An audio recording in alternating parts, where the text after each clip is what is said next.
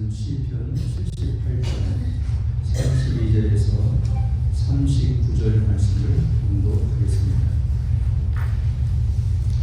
한 절씩 교독하겠습니다. 이러함에도 그들은 여전히 범죄하여 그의 기이한 일들을 잊지 아니하였으므로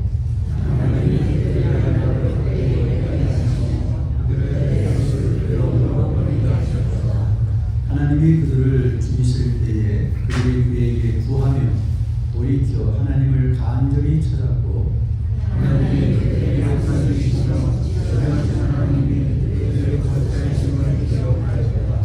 그러나 그들이 입으로 그에게 아첨하며 자기 혀로 그에게 거짓을 말하였으니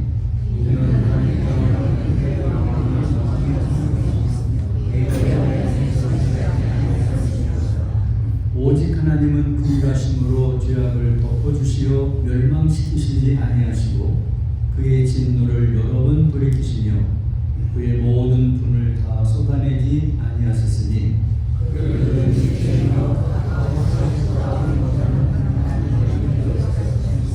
아멘. 멈추지 않으시는 하나님의 사랑, 그런 주제로 오늘 말씀을 나누려고 합니다. 여러분 보도를 통해서 보시고 기도 많이 하시는 줄 압니다만 미국인 60% 이상이 반대하는데도 불구하고 트럼프 정부는 이란의 핵시설을 3군데를 공격했습니다.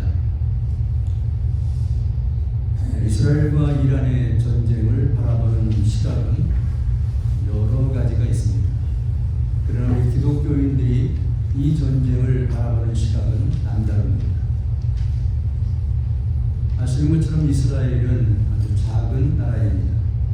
인구로 보면 1000만 명이 조금 넘는 인구를 갖고 있고 국토 면적으로 보면 캘리포니아의 20분의 1, 한국을 비교하면 5분의 1 정도가 된다고 합니다. 이 작은 나라가 왜 이렇게 세계의 주목을 받고 있는가? 이란이라고는 나라는 어떤 나라인가? 이기에 이토록 서로 싸우고 있는가? 이란의 혁명 정부는 이 지구상에서 이스라엘을 없애는 것이 우리 정부의 목표라고 말하고 있습니다. 왜 이렇게 미워하고 적대하고 싸우고 있을까? 굉장히 우리가 많은 생각을 하게 합니다. 벙커버스 때 사용된 무기 하나가 5억 불이 넘는다고 하는데 이 엄청난 비용을 들이면서 미국은 왜 이스라엘을 도울까? 아시는 것처럼 미국의 민주당은 65% 이상이 미국이 전쟁에 개입하는 것을 반대했습니다. 공화당조차도 55% 이상 반대하고 있습니다. 의회는 의회의 인준을 받지 않았다고 으르렁거리고 있습니다. 그런데 왜 트럼프는 미드나잇 햄머라는 작전명을 가지고 수송기 125대를 동원하고 잠수함을 동원해서 이 공격을 감행했을까? 많은 생각을 하게 합니다. 한 가지는 이스라엘 나라는 보통 나라가 아니라는 것입니다. 성경에 예언된 바에 의하면 이스라엘 백성은 하나님의 선택된 백성입니다. 그리고 성경은 이스라엘 중심으로 세계가 움직인다는 사실을 보여주고 있습니다. 우리가 바라보고 있는 인류의 종말을 앞에 놓고 보면 이스라엘 중심으로 이 종말의 시간표는 진행이 되어집니다. 그래서 우리 기독교인들은 성경을 붙잡고 한 손에 신문을 들고 성경이 어떻게 이루어지는가를 바라보는 것이 기독교인들의 시각이고 또 염려고 걱정입니다. 지난주에 살펴봤던 아삽이 아삽이라고 하는 솔로몬과 다윗 시대에 있었던 이 성가대장, 성가 연주자, 그리고 노래하는 자였던 아삽은 이스라엘 백성들을 돌아보면서 시를 씁니다. 오늘 읽은 시도 아삽의 시 가운데 하나이고, 이 78편 앞부분에 보면 마스길이라고 되어 있는데, 이 마스길이라는 말은 교훈적이라는 뜻입니다. 이 시에 어떤 교훈이 있다는 것입니다. 그런데 이 시의 배경을 보면 먼 아삽은 자신의 민족의 과거를 돌아봅니다. 자기 민족의 과거는 다름 아닌 이스라엘 백성들이 광야에서 40년 동안 어떻게 지냈었고, 그 40년을 지내는 동안에 백성들은 어떠했으며 하나님은 그 백성에 대해서 어떻게 하셨는가를 회상하면서 이 시 78편을 썼습니다. 요약해보면 이렇습니다. 이스라엘 백성들은 불순종의 사람들이었다. 하나님은 그렇게 그 백성들을 순종하기를 원했지만 결국은 불순종이었다. 그들은 불평이 많은 민족이었고 원망이 많은 민족이었다. 오늘 말씀을 보면은 32절 이러함에도 라는 말이 나오는데, 이 이러함에도 하는 말은 광야 40년 동안에 놀라운 기적과 은혜를 경험했음에도 불구하고 하는 말입니다. 이 광야를 지내는 동안 이스라엘 백성은 하나님의 은혜를 놀랍게 받았습니다. 소위 기적이라는 것도 많이 체험했습니다. 먹을 것이 없을 때 하늘에서 만나를 내려서 먹게 하셨고, 고기를 먹고 싶다고 할 때에 메추라기를 보내서 먹게 하셨고, 물이 없다고 할 때는 반석에서 물을 내서 마시게 했고, 홍해가 가로막혔을 때는 그 홍해의 물길을 갈라서 육지같이 건너게 했습니다. 그런데 이런 기적을 경험하고 이런 은혜를 경험하면서도 그들은 시간만 나면 불평과 원망과 불순종을 일삼았습니다. 그런데 놀랍게도 이런 이스라엘 백성들에 대해서 하나님의 태도는 어떤 거였는가? 아삽의 회상에 의하면 그럼에도 불구하고 하나님께서는 그들을 여전히 사랑하셨고, 그들에게 은혜를 계속해서 베푸셨고, 그들이 잘못할 때마다 계속해서 용서하셨다고 아삽은 기록합니다. 아마도 이런 마음이 있을지 모르겠어요. 이스라엘 백성들은 이렇게 범죄했는데도 불구하고 하나님께서는 이렇게 사랑을 하셨다. 나는 성가대장으로서 궁중에서 성전에서 노래를 부르는 자로서 하나님을 찬양하는 자로서 이 하나님의 은혜를 어찌 찬양하지 않을 수 있을까?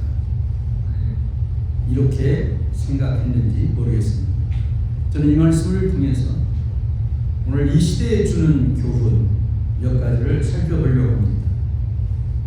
성경에 의하면 78편은 마스길하고 아삽이라고 되어 있는데 아삽의 교훈입니다. 이 아삽의 이야기, 아삽의 시를 통해서 우리가 이 시대에 받을 수 있는 교훈은 뭐가 있습니까?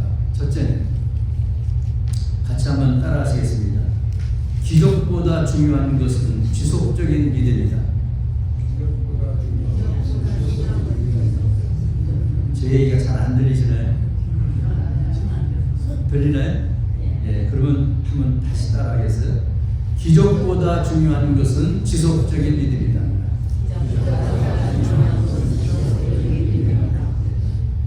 이러함에도 하는 말은 이 앞에 있는 이야기를 말하는 것인데요. 그 내용은 말씀드린 대로 그것입니다. 광야 기간 동안에 많은 은혜를 경험하고 기적을 경험했다. 하나님의 은혜를 받았다. 사랑을 받았다. 용서를 받았다. 그런데도 그들은 여전히 범죄해서 그의 기이한 일들을 믿지 않았다. 하나님이 하신 놀라운 기적들을 믿지 않고 하나님의 사랑을 믿지 않고 하나님을 믿지 않고 배신하고 배반하고 또 여전히 죄를 지었다는 것입니다. 여전히 죄를 지었다는 말은 반복했다는 말입니다. 여전히 불신하고 믿지 않았습니다. 여전히 원망이 계속됐습니다. 금송아지를 숭배하면서 하나님을 믿지 않았고, 그들은 매일 순종하며 살아야 할 백성들인데 불순종했습니다. 감사하며 살아야 할 백성들인데 원망과 불평하고 살았습니다. 기적이 있는데도 불구하고 그랬다는 것입니다. 내 삶에 놀라운 엄청난 은혜를 받았는데도 그렇게 변했다는 것입니다. 여전히 범죄했다는 것입니다. 이 모든 것을 합해보면 이유는 뭡니까? 믿음이 없는 거였어요. 하나님을 믿지 않는 거예요. 기적이 일어났을 때는 하나님 놀랍습니다, 감사합니다 그랬어요. 근데 금방 잊어버리고 그 하나님을 배신합니다. 불순종해요, 원망해요, 불평해요. 오늘날 이 시대는 어떨까요? 이 시대에도 하나님의 은혜는 여전히 있습니다. 하나님의 기적은 여전히 우리들에게 나타나고 있습니다. 여러분, 사실은 생각해보면 우리가 오늘 살아서 이 자리에 있다는 것도 기적입니다. 만약에 우리가 북한 정권 하에서 태어났다면 어떻게 되겠습니까? 이란에서 태어났다면 어떻게 되겠습니까? 오늘 이 자리에서 하나님을 예배할 수 있다는 것은 놀라운 축복이고 기적입니다. 그런데 이런 기적과 축복 속에 살면서도 여전히 백성들은 범죄했다는 것입니다. 이것을 통해서 아삽은 무슨 얘기를 하고 싶은 걸까요? 그렇게 살아서는 안 된다 하고 교훈하고 나서게 교훈하고 있는 것입니다. 이게 뭡니까? 기적이 중요한 것이다. 그러나 그 기적보다도 더 중요한 것이 있는데, 그것은 지속적으로 믿음의 삶을 사는 것이다. 하나님을 의지하고 사는 것이다. 하나님을 믿는 것이다. 하나님을 떠나지 않는 것이다. 하나님을 높여드리는 것이다. 이것이 중요하다는 거예요. 혹시 내 생애에 기적이 안 나타나도 믿음을 갖고 있다면 그게 축복이라는 것입니다. 내가 다른 사람들도 많은 축복을 받은 것이 혹시 없어도, 내게 고난이 있어도 어려움이 있어도 하나님을 의지하고 하나님을 믿는 믿음만 있다면 그게 축복이라는 거예요. 왜? 이스라엘 백성들 보니까 그 많은 기적을 행해줘서도 그 기적 때문에 하나님 믿는 게 아니에요. 원망하고 불평하고. 하나님 보시는 것은 지금 내가 어떤 상황에 있든지, 내가 지금 괴로운 가운데 있든지, 슬픔 가운데 있든지, 병든 가운데 있든지 하나님을 믿고 있는 그것이 놀라운 하나님의 축복이라는 것입니다.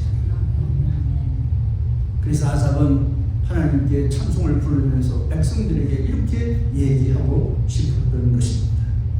성경에 보면은 이런 믿음을 우리에게 보여준 사람들이 많이 있습니다. 그 중에 하나는 다니엘입니다. 다니엘은 아시는 것처럼 바벨론 다리오 왕 때에 포로로 잡혀가서 다리오 정부에서 고관으로 일한 사람입니다. 당시 바벨론은 120도가 있었고 120도를 다스리는 고관들이 있었는데 그 120명의 고관들 위에 3명의 총리가 있었습니다. 이 3명의 총리 가운데 한 사람이 포로로 붙잡혀간 다니엘이었습니다. 그러니까 이 다른 총리들이 이 다니엘을 보고 왕의 신임을 받으니까 시기 질투가 일어났습니다. 이 포로로 잡혀온 주제에 이 총리라니 말이 되느냐, 이 위대한 나라에. 그래서 어떻게든 다니엘을 잡아 죽이고자 시기 질투했습니다. 어느 날 왕에게 나가서 얘기합니다. 왕이여, 우리가 한 가지 금령을 만들면 좋겠습니다. 지금부터 30일 동안 왕 외에 다른 신에게 절하거나 기도하는 사람은 감옥에 넣되 사자굴에 넣는다는 금령을 하나 만듭시다. 그래서 왕이 좋다고 해서 금령을 만들어서 조서에 왕이 사인을 했습니다. 이 사인한 것으로부터 30일 동안에 왕 외에 다른 어떤 신이나 다른 사람에게 절하거나 기도하는 사람이 발견되면 사자굴 속에 집어넣어야 했습니다. 자, 이 상황이 있은 후에 다니엘은 어떻게 했을까요? 6장 10절을 같이 읽어보겠습니다. 다니엘이 이 조서에 왕의 도장이 찍힌 것을 알고도 자기 집에 돌아가서는 윗방에 올라가 예루살렘을 향한 창문을 열고 전에 하던 대로 하루 3번씩 무릎을 꿇고 기도하며 그의 하나님께 감사하였더라. 여러분, 다니엘은 지금 절대절명의 위기에 있습니다. 계속 하나님을 믿고 섬기고 기도해 왔습니다. 하루에 3번씩 기도했습니다. 그런데 이 기도하는 것이 지금 발각이 되면 다니엘은 이제 사자굴 속에 던져지고 사자들의 밥이 되어야 될 위기에 온 거예요. 엄청난 위기입니다. 두려운 일입니다.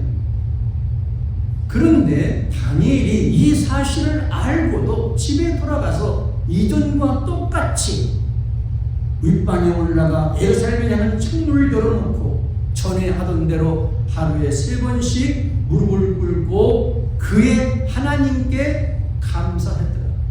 여러분, 감사가 나올 형편입니까 지금?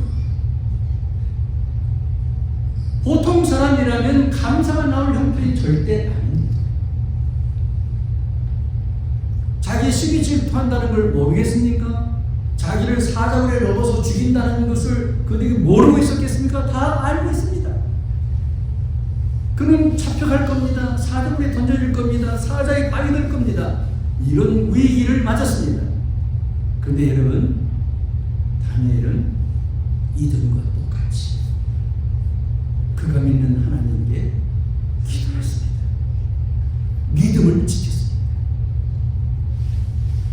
놀라운 일이죠. 목숨의 위험 속에서도 한결같은 신앙생활을 멈추지 않았다. 갑자기 내한테 엄청난 재난이 다가왔는데 그 재난이 목숨과도 바꿀 만한 그런 엄청난 일인데도 전혀 흔들리지 않고 옛날에 갖고 있던 그 믿음을 그대로 지켰다. 이게 다니엘의 모습입니다. 한결같은 신앙을 그가 멈추지 않았습니다. 그가 가졌던 믿음이 흔들리지 않았습니다. 그에게 다가온 환난 때문에 절대로 의심하지도 않았습니다. 환경이 흔들린다고 해서 믿음이 흔들린 건 아니에요. 내 삶이 위험을 겪었지만 믿음이 흔들리지 않았어요. 어제 가졌던 믿음 오늘 그대로 갖고 있는 거예요. 이것이 다니엘의 모습이에요. 아마 아삽은 이것을 생각했을지 모르겠어요. 이스라엘 백성들이 어떤 고난과 어려움이 닥쳐오더라도 흔들리지 않은 믿음. 기적이 났을 때 그걸 보고 하나님의 은혜가 축복받았다고 야단치는 그것이 중요한 것이 아니라 환경이 변하든 변하지 않든 내 삶이 여건이 좋아지든 나빠지든 상관없이 내가 믿는 그 하나님을 흔들리지 않고 갖고 있는 믿음, 전혀 영향을 받지 않는 굳건한 믿음, 그 믿음을 갖고 사는 것이 하나님을 정말 섬기는 것이다 라는 것을 이야기하고 싶었던 것은 아닌가 싶습니다. 그 후에 어떻게 됐을까요? 이 사람은 해피엔딩으로 끝났습니다. 사자굴에 던져졌죠. 그런데 이상한 일이 일어났습니다. 사자들이 달려들어서 먹어야 되는데 사자들이 멀뚱멀뚱 전혀 다니엘이 달려들지 않습니다.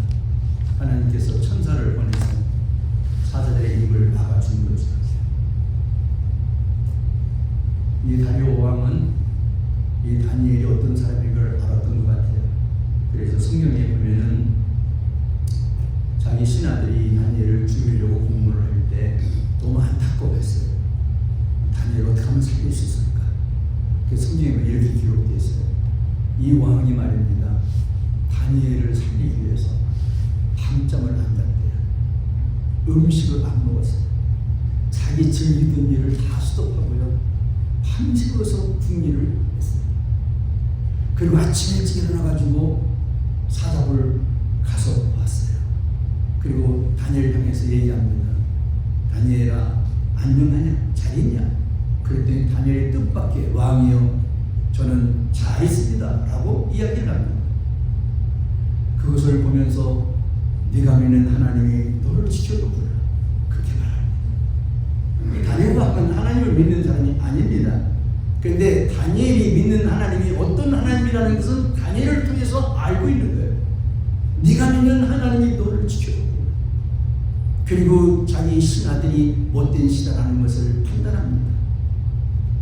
다니엘을 구하고 난 다음에 다니엘을 시기하고 질투해서 죽였던 그들을 사자굴 속에 넣었습니다. 그런데 성경은 이렇게 기록합니다. 그들이 사자굴 바닥에 몸이 떨어지기 전에 사자의 밥이 되었다. 그들을 모두마다 죽게 되어진 것이죠. 여러분, 우리가 하나님을 믿는 이 믿음은 적어도 그 믿음이 진실한 믿음이라면 이런 결과 역사를 가져옵니다. 흔들리지 않는 믿음, 그것이 중요한 것입니다. 이방인들조차도 그 믿음을 가진 사람들은 알아봅니다. 그래서 후에 이 다리오 왕은요, 120도에 자기가 관할한 모든 땅 안에 있는 사람들에게 조서를 내려가지고 이렇게 이야기합니다. 다니엘의 하나님 앞에서 떨며 두려워할지어다. 내가 다스리는 모든 백성들아 들어라. 다니엘 하나님 앞에서 떨며 두려워하라. 그가 누구냐? 그는 살아계신 하나님이시요 영원히 변치 않으시며 그의 나라는 멸망하지 아니할 것이요 그의 권세는 무궁할 것이며 그는 27절입니다. 구원도 하시며 건져내기도 하시며 하늘에서든지 땅에서든지 이적과 기사를 행하시는 이로써 다니엘을 구원하여 사자의 입에서 벗어나게 하셨습니다. 이 흔들리지 않는 믿음을 갖고 있는 다니엘을 통해 가지고 이 이방 거대한 나라에 하나님의 살아계심을 나타내고 하나님이 어떤 분인가를 증거하는 놀라운 역사를 만들어냈습니다. 그렇기 때문에 기적보다 우리는 지속적으로 내가 믿는 하나님을 믿는 믿음을 갖고 사는 것이 중요한 것입니다. 두 번째로는 아삽은 이 시를 통해서 형식적인 회개는 변화로 이어지지 않는다라는 것을 강조하고 있습니다. 36절, 37절 같이 읽어보겠습니다. 그러나 그들이 입으로 그에게 아첨하며 자기 혀로 그에게 거짓말을 말하였으니 이는 하나님께 향하는 그들의 마음이 정함이 없으며 그의 언약에 성실하지 아니하였습니다. 이스라엘 백성들을 가만히 광야 생활을 지나온 것들을 보니까 아설 보니까요, 하나님이 기적을 일으키고 자기들에게 좋은 축복을 주었을 때는 아첨하는 말로 나아갔어요. 아, 하나님 크십니다. 좋으신 분입니다. 나를 축복해서 감사합니다. 건강 주시고 물질 주시고 좋은 찬스 감사합니다. 이렇게 나갔다는 거예요. 그런데 그들의 속에는 하나님께 향하는 그들의 마음이 정함이 없었다는 거예요. 하나님이 그들에게 해주신 언약에 대해서 마음속으로는 성실함이 없었다는 거예요. 그러니까 겉으로는 아첨하고 거짓말로 좋다고 말을 했지만 실제로는 하나님을 마음속에서 깨끗한 마음을 갖고 하나님을 섬기거나 하나님과 약속한 것을 지킬 마음이 없었다는 거예요. 그것을 아삽은 거짓 회개다. 거짓된 거예요. 아삽의 얘기는 이렇게 이야기하고 싶은 것이죠. 이스라엘 백성들아, 하나님 앞에 나와서 예배드리러 왔어. 우리가 찬양을 드려 물질을 드려 하나님을 경배해. 근데 옛날 우리 이스라엘 조상들을 봐라. 왜 그들이 조상에서 40년 동안 광야에서 고생했느냐? 하나님의 잘못했을 때 정직하게 회개하고 마음속에서도 진정한 회개가 있어야 되는데 입으로는 좋게 말했지만 그것은 거짓 회개였다. 마음에 정함이 없었고 하나님과 약속한 것을 지킬 마음도 없었고 그냥 겉으로만 내가 지금 좋을 때 좋다고 말하는 거짓 회개였었다. 그런 마음으로 하나님 앞에 나와서 찬송하고 하나님 하나님께 예물을 드리고 예배한들 하나님이 받지 않는다. 그런 성가대원으로서, 성가대장으로서 그 말을 하고 싶은 거예요. 여러분, 역사적으로 보면은 이스라엘 백성들이 왕을 세우기를 원했을 때 첫 번째 왕이 사울 왕입니다. 근데 이 사울 왕이 하나님께서 선택을 했죠. 좋은 왕이었어요. 겸손으로 시작했어요. 근데 권력을 갖고 돈이 오고 명예가 오니까 점점 교만해졌어요. 그래서 나중에는 그가 왕으로서 하지 않아야 할 일들을 하게 되어집니다. 그때에 이런 일들이 발생합니다. 사무엘상 15장 30절에 보면 사울이 이르되 내가 범죄하였을지라도, 범죄했습니다. 범죄한 건 알아요, 사울이. 그래도 이제 청하옵나니, 뭐라고 청하는지 보세요. 내 백성의 장로들 앞과 이스라엘 앞에서 나를 높이사. 내가 죄를 지키는 졌습니다, 하나님. 그렇지만 내 백성과 장들과 이스라엘 앞에서 나를 높여주세요. 죄진 사람이 어떻게 높아집니까?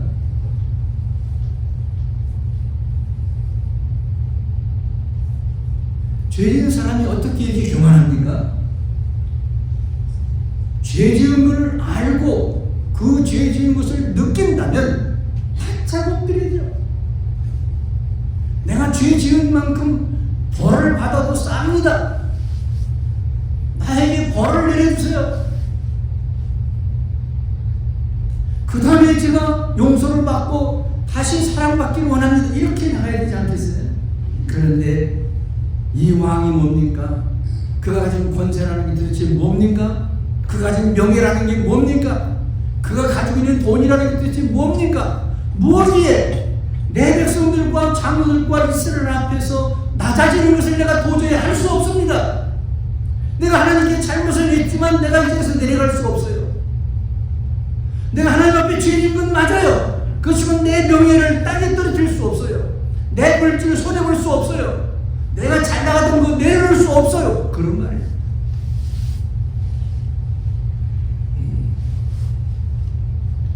이건 하나님 경배하는 게 아니죠.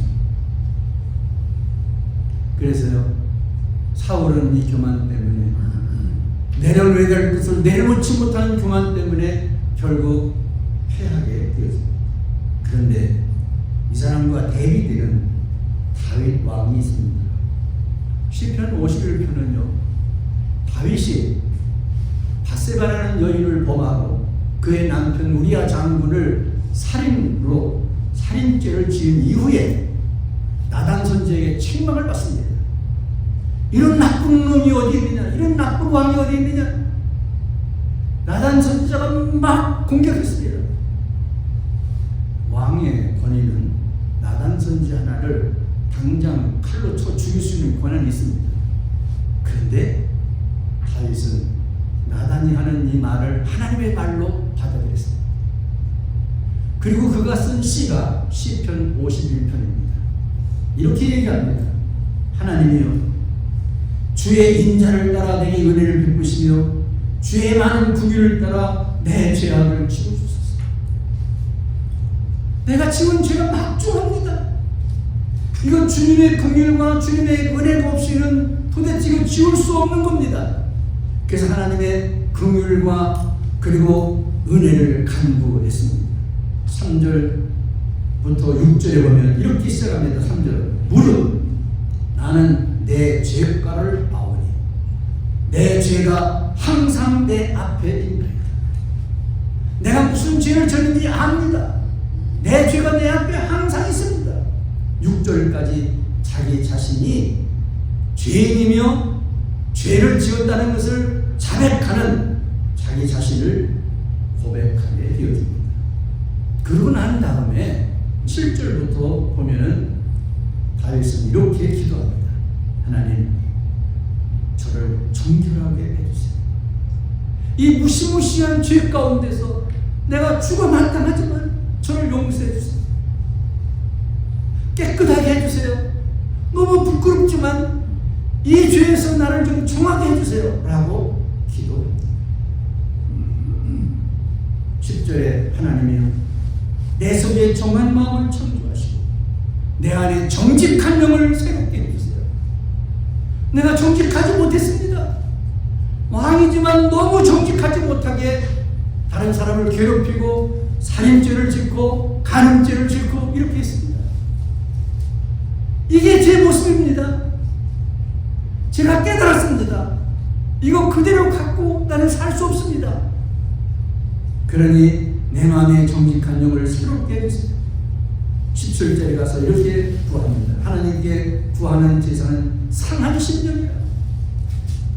내가 죄를 지었지만 그래도 내 명예, 내 권세가 내가 싸우는 채무를 포기할 수 없습니다라는 교만이 아니라 내가 내 죄과를 아니 내가 구하는 것은 상한 심령입니다. 저는 마음이 상해 있습니다. 지금. 슬픕니다. 그렇게 기도하고 있는 거죠. 그리고 통회하는 마음을 줬다고 했습니다. 통회했을 때 됐어요. 울었습니다. 너무 죄가 심각해서. 그러면서 이렇게 소망을 갖습니다.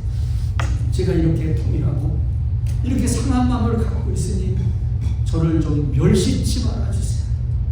저를 아주 버리지 마시고 다시 한번 구원해 주세요 라고 말하는 거죠.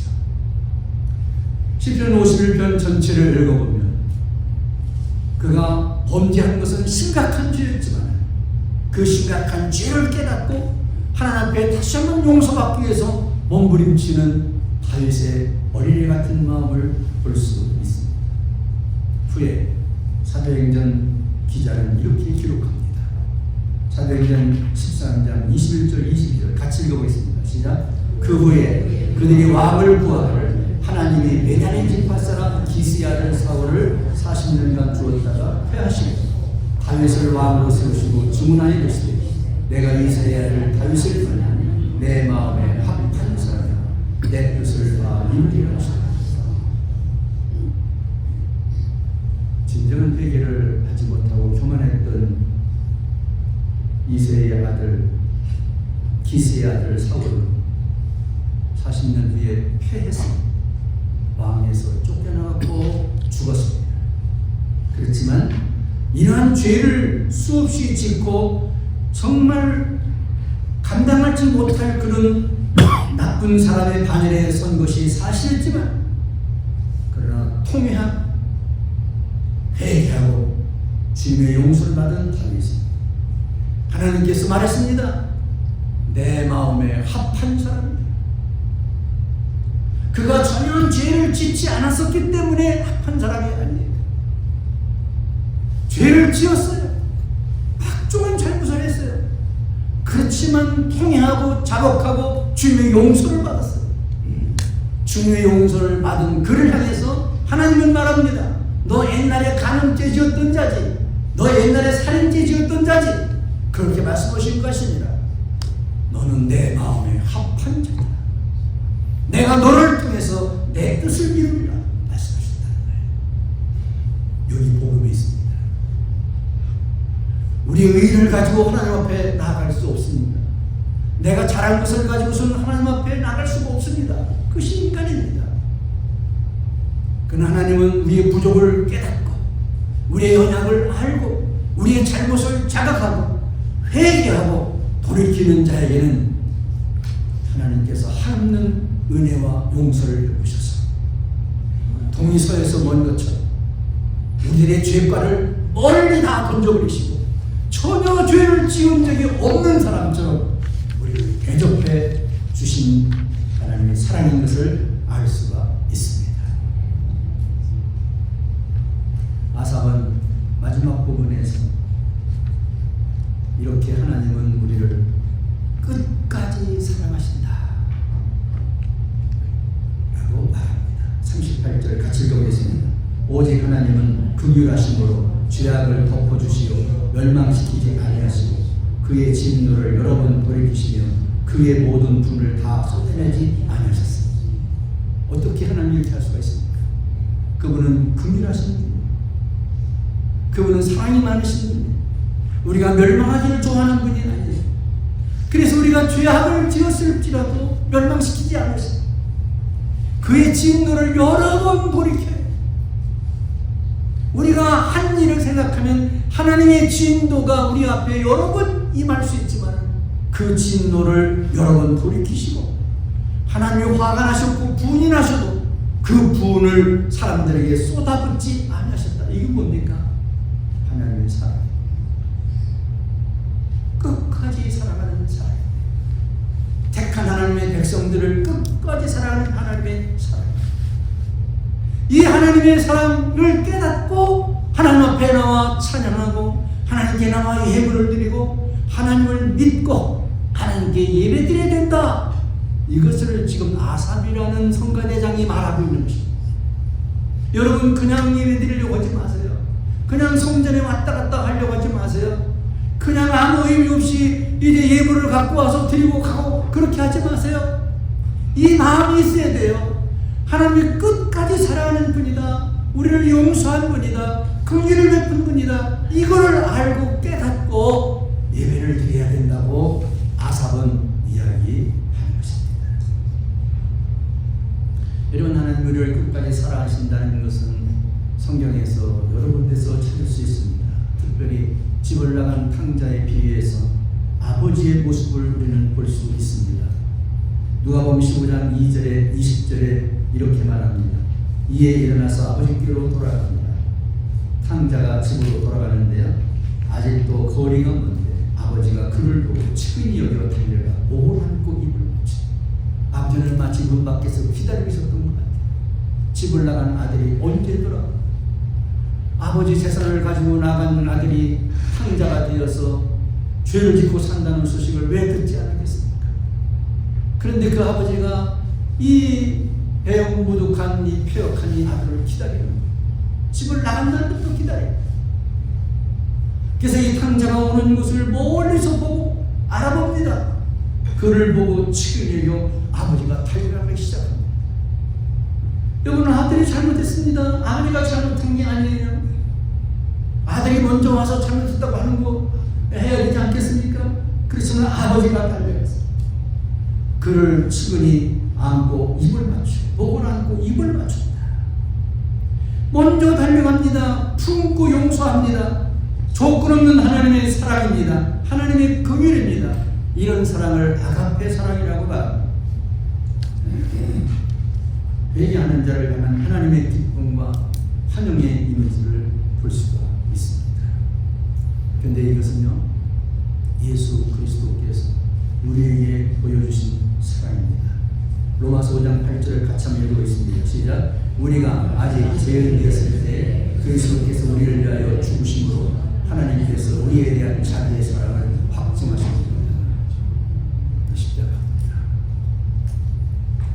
우리가 죄인 되었을 때 그리스도께서 우리를 위하여 죽으셨습니다. 그 주님의 사랑, 죄인 됐을 때 주님이 죽어줬습니다. 왜 죽었습니까? 그 죄를 용서해 주기 위해서 죽었습니다. 죄를 지면 죄값을 지불해야 됩니다. 우리가 죄 지은 만큼 죄값을 지불하려면 우리는 20번, 100번, 1000번 죽어도 죄값을 다 지불하지 못할지 모릅니다. 그런데 주님이 내 죄값을 대신 지어주기 위해서 죽으셨다. 하나님 우리를 사랑한다 사랑한다 그러는데 사랑하는 증거가 뭐냐? 여기 있습니다.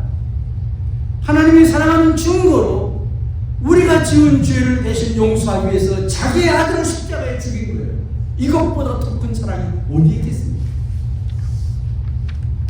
주님은 이렇게 우리를 위해서 사랑을 베푸셨는데 이 사랑은 지금도 끝나지 않고 끝까지 우리를 사랑하는 사랑입니다. 우리는 이스라엘 백성들의 광야 생활의 실패를 통해서 뭘 배울 수가 있겠습니까? 백성들에게는 항상 불순종이 따라다녔어요. 불평이 따라다녔어요. 원망이 따라다녔어요. 너무 축복 많이 받았어요. 기적도 많이 경험했어요. 그런데도 불평합니다.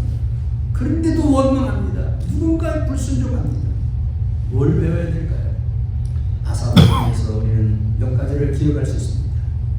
은혜를 잊지 말고 지속적인 믿음으로 살아야 된다는 것을 우리가 배웠으면 좋겠습니다.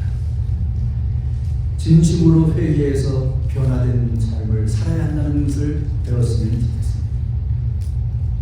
하나님의 사랑에 합당한 삶을 살아가야 한다는 것을 배웠으면 좋겠습니다.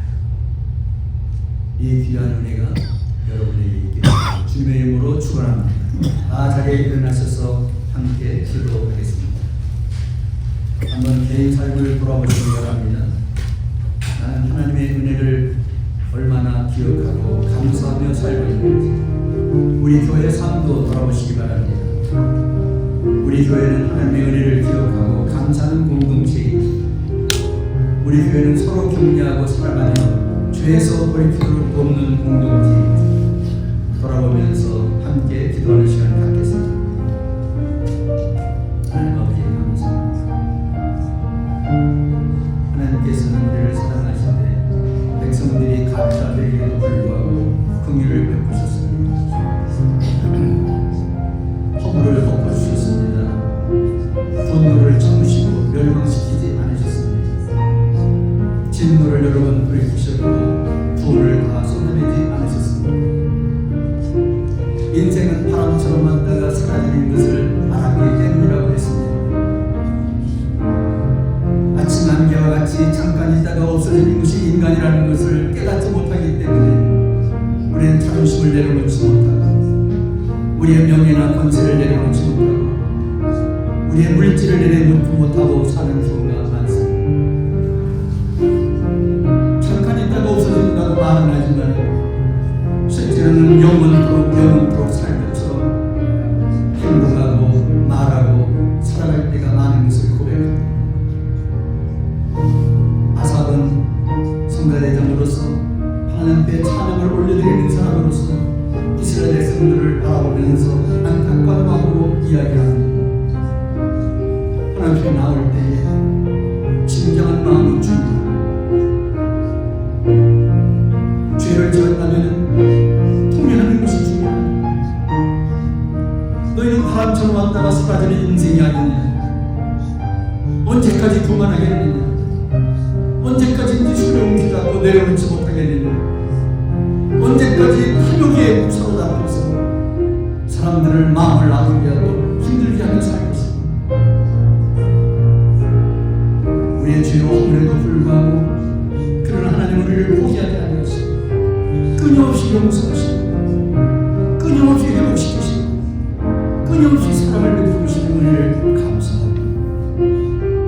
이 은혜 가운데 살아가는 우리 모두가 우리 교회를 축복해 주시고 우리 성도들의 가정을 복주시고 한 분 한 분에게 이 끝없는 끊임없는 멈추지 않는 하나님의 사랑 그 은혜를 기억하고 살아가는 하나님의 자녀들이 되게 주옵소서.